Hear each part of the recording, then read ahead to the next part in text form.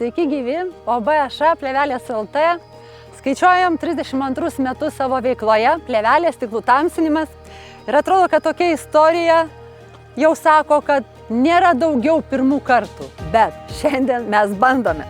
Šiandien mes tamsiname pirmą kartą šitą transporto priemonę. 700 tonų svorio, 10 kvadratų stiklo ir tai yra naujo kalcito klinčių karjeras.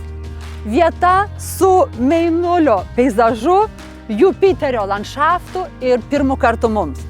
Taigi mes, mūsų kolektyvas, visi atvykome į šitą vietą, kad pabandyti, pamatyti ir paimti šitą objektą.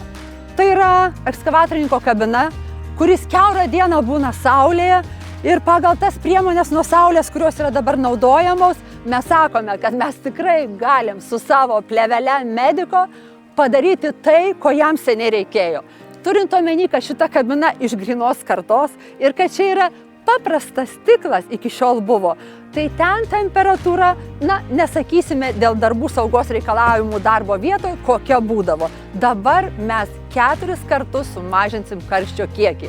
Bandom. Technologija yra tokia. Plėvelė sudaryta iš 2 sluoksnių. Klijavimo metu yra pašalinamas nuo plėvelės apsauginės celofano sluoksnis, prispaudžiama prie ekskavatorininko kabinos stiklų ir išvarinėjamas vanduo. Svarbus etapas yra tos plėvelės pritaikymas palei stiklo matmenis ir aišku tvarkingas darbų užbaigimas.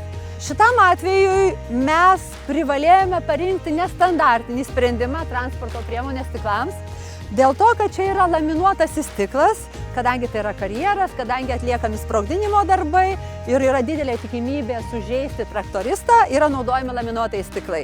Ir kadangi laminuotai stiklai reikalauja ypatingo suderinamumo plėvelės su stiklu, tai tam buvo parinkta išorinė sidabro veidrodinė plėvelė, kuri 4 kartus sumažins karštį.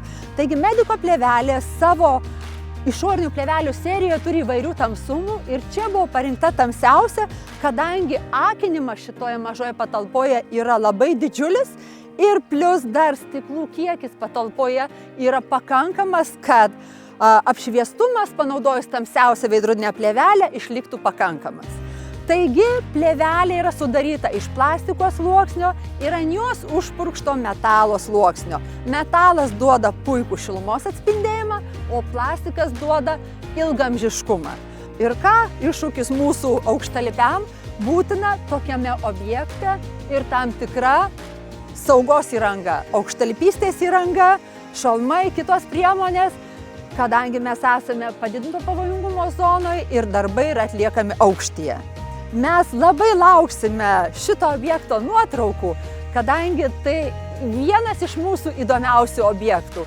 Darėme stogus, stoglangius, darėme traukinius, bet ekskavatoriaus ir dar 700 tonų dar nebandėme. Tai mūsų pirmas kartas šiandien.